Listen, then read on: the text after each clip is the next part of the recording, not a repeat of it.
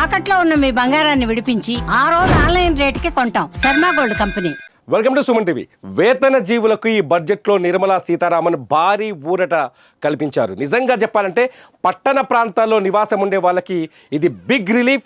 ఇక గ్రామీణ ప్రాంతాల్లో ఉద్యోగం చేసే వాళ్ళకి కూడా చాలా పెద్ద బిగ్ రిలీఫ్. చిన్న చిన్న ఉద్యోగాలు చేసుకునే వాళ్ళకి నెల నెల ఇంటికి ఈఎంఐలు కట్టుకొని బాధపడుతున్న వాళ్ళందరికీ నిర్మలా సీతారామన్ ఈసారి పెద్ద వరాన్ని ప్రకటించారు. ఆ పెద్ద వరం ఏంటంటే 12 లక్షల రూపాయల వరకు నో ట్యాక్స్.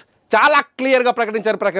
ఆదాయ పన్ను విషయంలో 12 లక్షల వరకు ఇక ట్యాక్స్ చెల్లించాల్సిన అవసరమే లేదు. అంటే నెలకి ₹1,00,000 జీతం తీసుకున్న వాళ్ళందరికీ ట్యాక్స్ ఫ్రీ చేసేశారు నిర్మలా సీతారామన్.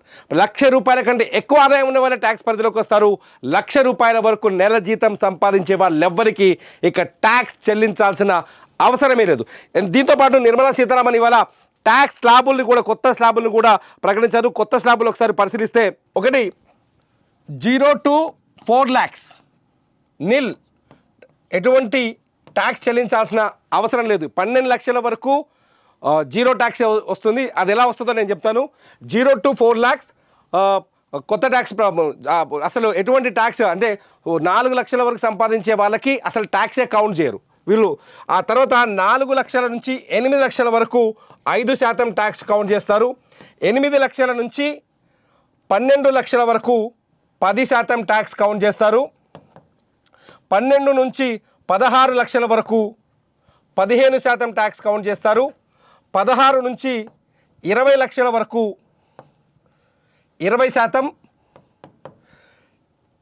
20 నుంచి 24 లక్షల వరకు 25%, 24 లక్షలు మించిన వాళ్ళకి 30% ట్యాక్స్ క్యాల్కులేట్ చేస్తారు. ఇది ట్యాక్స్ క్యాల్కులేషన్ మాత్రమే. దీనికి 12 లక్షలకు ఉన్న లింక్ ఏంటో కూడా నేను చెప్పే ప్రయత్నం చేస్తాను. 0 నుంచి 4 లక్షలకు నిల్ ట్యాక్స్, 4 లక్షల నుంచి 8 లక్షల వరకు 5% ట్యాక్స్, 8 లక్షల నుంచి 12 లక్షల వరకు 10%, 12 లక్షల నుంచి 16 లక్షల వరకు 15%, 16 లక్షల నుంచి 20 లక్షల వరకు 20%, 20 లక్షల నుంచి 24 లక్షల వరకు 25%, 24 లక్షలకు పైన మన ఇన్కమ్ ఉంటే దానికి 30 లక్షల రూపాయల వరకు 30% వరకు ట్యాక్స్ కౌంట్ చేస్తారు. మరి 12 లక్షల వరకు జీరో ట్యాక్స్ ఎలా? 12% వరకు ఏంటంటే ఇక్కడ చిన్న లాజిక్ ఒకటి ఉంది, అబ్జర్వ్ చేయండి. చాలా స్పష్టంగా ఏం చెప్తుంది, 12 లక్షల వరకు నో ట్యాక్స్ అన్నారు కదా, 12 లక్షల వరకు. సో ఈ నో ట్యాక్స్ ఎలా వస్తుందంటే, ఈ 12 లక్షల వరకు ఏదైతే ట్యాక్స్ విధిస్తే కౌంట్ చేస్తారో, 12 లక్షల వరకు ఏదైతే ట్యాక్స్ కౌంట్ చేస్తారో దీన్ని